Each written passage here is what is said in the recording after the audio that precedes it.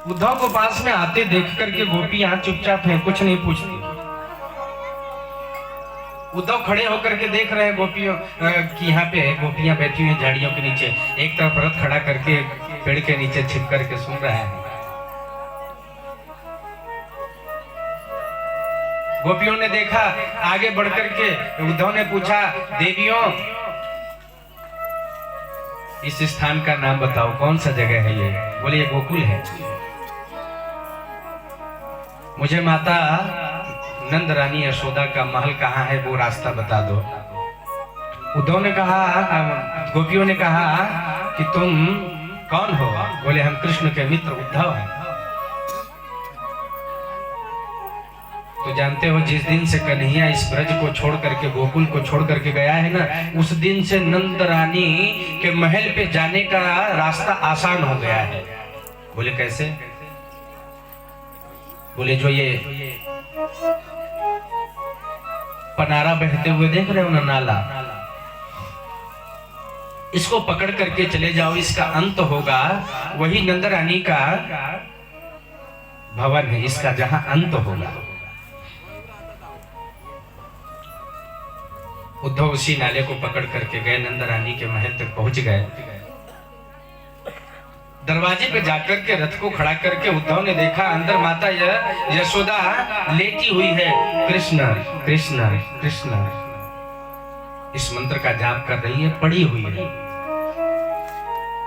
उद्धव अपना परिचय दे रहे, मैया यशोदा मैं कृष्ण का मित्र उद्धव कहना चाहते हैं। तो केवल एक शब्द मुख से निकला उद्धव का, मैं कृष्ण।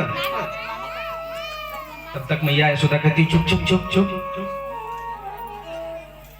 आवाज नहीं करना, शोर नहीं करना, मेरा कन्हैया मेरा लाला सो रहा है, जग जाएगा। उद्धव को लगा कोई और बालक होगा जो सो रहा होगा। पलने के पास जाकर के उद्धव देखते हैं तो पलने में कोई नहीं, पलना खाली है। मैया पलना पकड़ करके हिला रही है और कृष्ण कृष्ण कृष्ण बोलती जा रही है। उद्धव इस दृश्य को देख करके थोड़े अचंभित हुए, दिल भरने लग गया। उद्धव बताना चाहते हैं कि मैं कृष्ण का मित्र उद्धव आया हूं। तब मैया जब आंख खोल करके देखती है उद्धव को, क्या लेने आए हो? इतने वर्षों बाद कन्हैया को याद भी आई तो अपने मित्र को भेज दिया, अपने नहीं आ सका। सुखदेव भगवान कहते हैं परीक्षित, जिस दिन से भगवान गोकुल को छोड़ करके गए हैं ना, उस दिन से मैया अपने घर में भोजन नहीं पकाई है, वही सूखा रोटी पड़ा हुआ है पलने के पास, और उस भाव में है कि मेरा गोविंद सो रहा है, उससे सुला रही है। इतना स्नेह देख करके उद्धव का दिल पिघल गया। ज्ञानी बन करके आया था, माता यशोदा से मिलकर के स्नेह प्रकट करके समाचार लेकर के आगे निकला है। रास्ते में आया तो गोपियां बैठ करके अपने आपस में माता राधा रानी के साथ में बैठ करके वार्ता कर रही हैं। अच्छा एक बात बताओ, जब से कन्हैया गया तुम्हें कभी याद आई? किसी ने कहा स्वप्न में आया, किसी ने कहा हाँ मुझे याद, मैंने ऐसे याद किया। राधा रानी से सब गोपियां पूछती हैं, देवी आपको किस कन्हैया की याद आई? तो माता राधा रानी बड़ा सुंदर जवाब देती हैं, स्वप्ने पश्यति आकांतः धन्यास्ता सखियोषिता अस्माकं तु गते कांते गता निद्रा वैरी। अरे जिस दिन गोविंद यहाँ से छोड़ करके गया उस दिन से बैरी नींद भी नहीं आई। आंख लगे, निद्रा आए, सो जाऊं तब न स्वप्न में कन्हैया आएगा। जिस दिन से गोविंद गया है इसके मतलब राधा रानी सोई ही नहीं। प्राण बल्लभ श्री कृष्ण मुझे छोड़ करके गए हैं तो बैरन निद्रा मुझे आज तक आई नहीं, और निद्रा आई नहीं तो स्वप्न आया नहीं, स्वप्न आया नहीं तो कृष्ण दर्शन दिया भी नहीं। एक क्षण। इतने में इस वार्ता को उद्धव सुन रहे थे, तब तक एक काला भौरा जो है गुनगुनाते हुए चला आया। तो गोपियों ने कहा, अरे तू भी तो कन्हैया की तरह दिखता है काला। इसी तोतली बाणी में वो भी बड़ा मीठा मीठा बोलता था, वो भी बड़ा गुनगुनाता था, लेकिन तुम्हारे जैसे ही कपटी है। अरे तुम्हारे भौरे को कह रही है, तुम भी छत्ता बनाते हो, उस पे फूल चुन चुन करके लाते हो, बड़ा सुंदर मधुर मधुर शहद उस पर घोलते हो सुंदर, और उसके बाद तुम स्वयं खा करके उस रस को निकल लेते हो। तुम्हारे जैसे कपटी है वो। मधुपकितं बंधो मनस्प्रसंगी शपथन्या।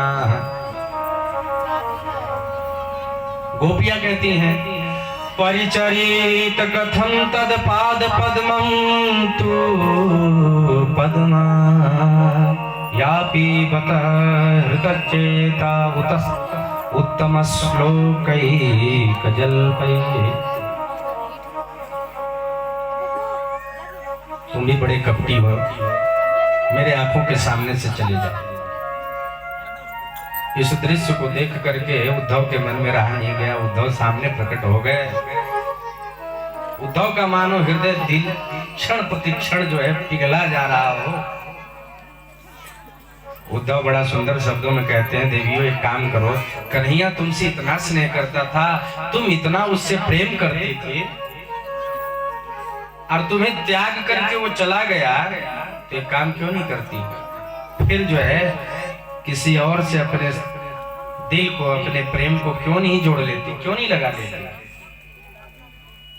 भुला जाओ कन्हैया को, गोविंद को, तुम अपने मन को दूसरे के प्रति क्यों नहीं लगा लेती।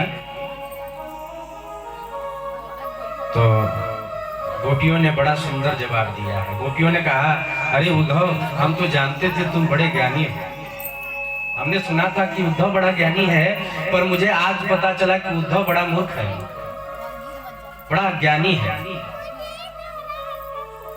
कह रहे हैं, गोपियां कह रही हैं, उद्धव मनना भये 10-20, एक हूँ सो तो गयो श्याम संग, अब को आराधे ईस। उद्धव मनना भये 10-20।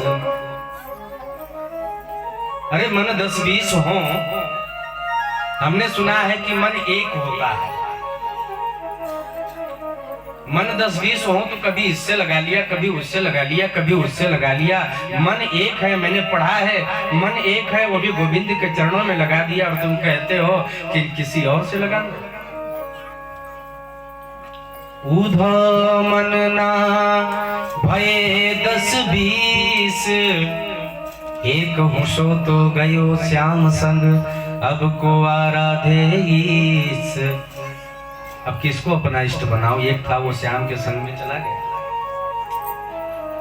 तुम हो तुम तो सखा श्याम सुंदर के, सकल योग के ईस।